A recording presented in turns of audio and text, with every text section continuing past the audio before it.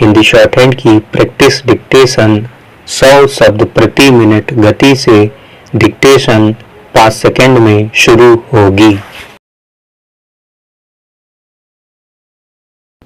Start. अध्यक्ष महोदय, प्रारंभिक दौर के भारतीय राष्ट्रवादी नेताओं का विश्वास था कि राजनीतिक मुक्ति के लिए सीधे संघर्ष का कार्यक्रम इतिहास की कार्यसूची में अभी नहीं था। कार्यसूची में था राष्ट्रवादी भावना का पैदा किया जाना, उसे गहन करना, राष्ट्रवादी राजनीति के दायरे में भारतीय जनता को अधिक संख्या में लाना और उन्हें राजनीति और राजनीतिक आंदोलन और संघर्ष के लिए प्रशिक्षित करना। इस दृष्टि से पहला महत्वपूर्ण कार्य था राजनीतिक प्रश्नों में जनता की रुचि उत्पन्न करना और देश में जनमत का संगठन। दूसरा, देशव्यापी स्तर पर लोकप्रिय मांगों को व्यवस्थित रूप में रखना ताकि विकसित होता हुआ जनमत सारे देश का ध्यान आकर्षित कर सके। पहले चरण में सबसे महत्वपूर्ण था राजनीतिक दृष्टि से प्रबुद्ध देशवासियों और राजनीतिक नेताओं कार्यकर्ताओं में राष्ट्रीय एकता की भावना का जागरण। प्रारंभिक दौर के राष्ट्रवादी इस तथ्य के प्रति पूर्णतया सतर्क थे कि भारत निर्माण की प्रक्रिया में है। भारतीय राष्ट्रीयता धीरे धीरे अस्तित्व में आ रही थी, अतः यह मानकर नहीं चला जा सकता था कि इसकी सिद्धि हो गई है। राजनीतिक नेताओं को क्षेत्र, जाति और धर्म के पूर्वाग्रहों से मुक्त होकर राष्ट्रीय एकता की भावना को गहराने और विकसित करने का काम निरंतर और अनिवार्य रूप में करना ही था।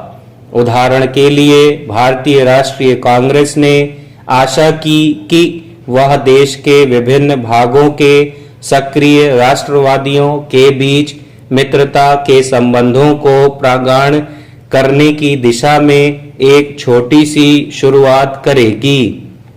प्रारंभिक दौर के राष्ट्रवादियों ने अपनी आर्थिक और राजनीतिक मांगों को इस दृष्टि से तैयार किया था ताकि वे भारतीय जनता को एक समान आर्थिक और राजनीतिक कार्यक्रम के आधार पर संगठनबद्ध कर सके।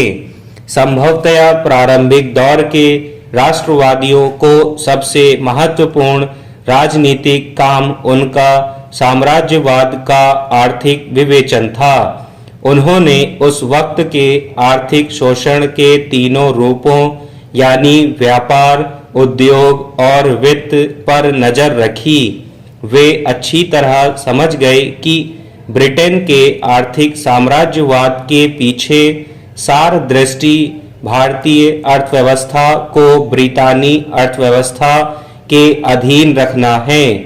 उन्होंने औपनिवेशिक अर्थव्यवस्था के मूलभूत लक्षणों को विकसित करने के ब्रितानी प्रयत्न पर जोरदार विरोध किया। उन्होंने उपनिवेशवादी ढांचे पर खड़ी सरकार की प्रायः सभी आर्थिक नीतियों के विरोध में प्रभावशाली आंदोलन आयोजित किए। अलावा इसके उन्होंने आर्थिक जीवन के प्रत्येक क्षेत्र में यह पैरवी की कि भारत पर ब्रिटेन की आर्थिक अधीनस्थता कम की जाए, यहाँ तक कि उसे समाप्त कर दिया जाए। इस दौर के राष्ट्रवादियों ने भारत की बढ़ती हुई गरीबी की चर्चा अपने लेखों और भाषणों में निरंतर की और उसे ब्रिटेन द्वारा भारत के आर्थिक शोषण से जोड़ा। दादा भाई नौरोजी ने इशारा किया कि भारतवासी मात्र परजीवी दास थे।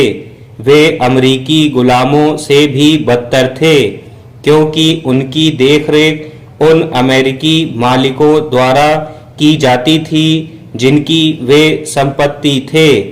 उन्होंने घोषणा की कि ब्रितानी शासन पूरी तरह देश को नष्ट कर रहा है।